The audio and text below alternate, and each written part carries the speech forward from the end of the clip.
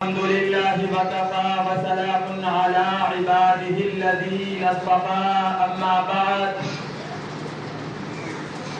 أعوذ بالله من الشيطان الرجيم بسم الله الرحمن الرحيم إنك لعلى خلق عظيم صدق الله العظيم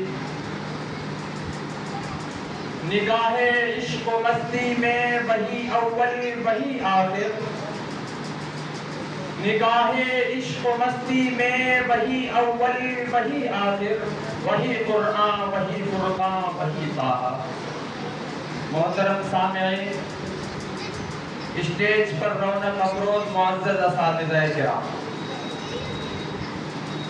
اللہ تبارک و تعالیٰ کا لاکھ لاکھ شکر و احسان ہے کہ اللہ تبارک و تعالیٰ نے مجھ جیسے کم سن طالب علم کو ایسی متبرک اور بابرکت مجلس میں کچھ بولنے کا موقع فراہم کیا۔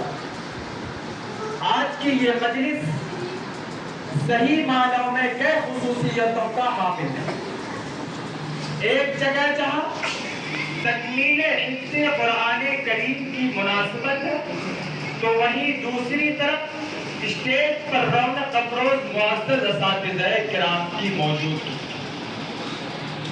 معزز سامعین کرام، اس نیلگوں آسمان کے سائے تلے زمین کی اس دھرتی پر آفتاب و ماہتاب کو قندیل بنا کر صبح ازل سے شام ابد تک آنے والی ساری انسانیت سے یہ سوال کیا جائے کہ وہ کون سی عظیم الشان اور رفیع المرتبت ہستی ہے کہ جس کی اخلاق حسنہ سے پوری دنیا متاثر ہے۔ ہر غیر متعصب مؤرخ کا جواب صرف ایک ہوگا، وہ ذات ہے گنبد خضرا کے مکی، مقام محمود کے مالک، محسن انسانیت، فخر آدمیت، سرور کونین، شہنشاہ بطحہ، تاجدار مدینہ، سید المرسلین، خاتم النبیین، شفیع المذنبین، جناب محمد عربی صلی اللہ علیہ وسلم کی ذات ستودہ صفات۔ وسلم دائما ابدا علی حبیبک خیر الخلق کلہم۔ محترم سامعین، مجھ جیسا بے مایہ، کم علم اور کم سن طالب علم کے لیے محسن انسانیت صلی اللہ علیہ وسلم کے اخلاق حسنہ کو بیان کرنا سورج کو چراغ دکھانے کے مراد ہے، لیکن آپ کے اخلاق کریمانہ سے مکمل پہلو تہی بھی محرومی ہے، لہذا آپ کے اخلاق حسنہ کے چند اہم گوشے کی طرف اشارہ کرتا ہوں۔ محترم سامعین، پیغمبر اسلام کا کٹر دشمن مغربی فاسق گاڈفری ہیگنس اپنی کتاب اپالوجی فار محمد میں محسن انسانیت صلی اللہ کریمانہ کی شہادت دیتا ہے۔ ڈاکٹر گبن نے اپنی کتاب میں آپ کے اخلاق کو بیان کیا ہے، قرآن عظیم نے آپ کے اخلاق کو بیان کیا ہے۔ اسی پر بس نہیں، آئیے ذرا تاریخ کے اوراق پلٹتے ہیں تو کیا دیکھتے ہیں کہ فضالہ بن عمیر حضور کا جانی دشمن تھا، لیکن آپ کے اخلاق عالیہ سے متاثر ہو کر اسلام کا گربیدہ بن گیا۔ نجد کا سردار ثمامہ بن عطال حضور کے خون کا پیاسا تھا، لیکن اخلاق نبوی سے متاثر ہو کر عاشق رسول بن گیا۔ بنو تقیف کا سرغنہ عبد العین اسلام کا دشمن تھا، لیکن اخلاق نبوی سے متاثر ہو کر حضور کا فریفتہ ہو گیا۔ نجران کا راہب اسلام سے متنفر تھا، لیکن کلمہ پڑھا اور حضور کا شہدائی بن گیا۔ طارق بن عبداللہ اسلام سے بیزار تھا، لیکن آپ کے کریکٹر کو دیکھ کر اسلام کا داعی بن گیا۔ اکرمہ بن ابی جہل توحید کا دشمن تھا، لیکن سیرت نبوی سے متاثر ہو کر توحید کا پجاری بن گیا۔ اس طرح ایک تو نہیں بلکہ سینکڑوں ایسے واقعات ہیں کہ سرکار کائنات کی بے مثال کریکٹر کو دیکھ کر اسلام کے کٹر دشمنوں نے بھی اپنی پیشانی کو اسلام کی دہلیز پر خم کر دیا اور دل و جان سے اسلام کا دعویٰ کیا۔ سامعین، فتح مکہ کے منظر سے کون نہ واقف؟ सहने काबा में तमाम मुजरिमीन सररिगू बैठे हैं।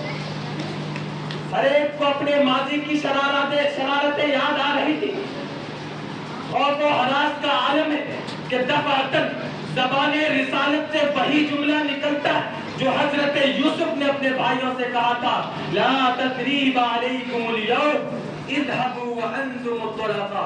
जाओ तमाम अहले मक्का से जाकर कह दो कि आमना का राज दुलारा कताल की भट्टी में झोंकने नहीं आया है, अब्दुल्ला का यतीम अपनी रहमत और शफकत की चादर में लेने नहीं आया है। जाओ मक्का की माँ से कह दो क्या तुम्हारी ममता को नहीं लूटी जाएगी। जाओ मक्का की बच्चों से कह दो क्या तुम्हें यतीम नहीं किया जाएगा। जाओ मक्का की बेटियों से कह दो क्या तुम्हारी इज्जत और आबरू को तातार नहीं किया जाएगा। जाओ तुम सब के सब आजाद हो। आला ये है सरकार दो आलम सल्लल्लाहु अलैहि वसल्लम के अखलाक करीमा, ये है ताजदार बठा के सिफातें। बरादरान इस्लाम, पैगंबर आजम का यही इनकलाबी किरदार था जिन्होंने पूरी दुनिया को मुसक्कर किया। कहने वालों ने सच कहा है कि तलवार सर काटती है और किरदार दिल जीतता है। तलवार की पहुंच गले तक और किरदार की पहुंच दिल की गहराई तक होती है। जहां तलवार नाकाम होती है जहां तलवार नाकाम होती है वहां किरदार पता क्या झंडा गाड़ता है। तलवार की ताकत से जमीन तो छीन किसी का दिल जीता नहीं जा सकता। इसलिए मोहसिन आज़म सल्लल्लाहु अलैहि वसल्लम के अखलाक़े हसना को जिंदगी में लाने की जरूरत है और गैरों के साथ आपके अखलाक़े हसना की ऐसी मिसाल कायम करने की जरूरत है कि दौरे नबूवत का मंजर लोगों के सामने आ जाए कि हो लाखों सलाम उस आका पर दिल्ला को जिसने जोड़ दिए, दुनिया को दिया पैगाम सुकून, इंसानों के रुख मोड़ दिए। उस मुहसिन आज़म ने इलियास क्या क्या न दिया आलम को, दस्तूर दिया मंशूर दिया, कह राहें दी, कह मोड़ दिए हमारे।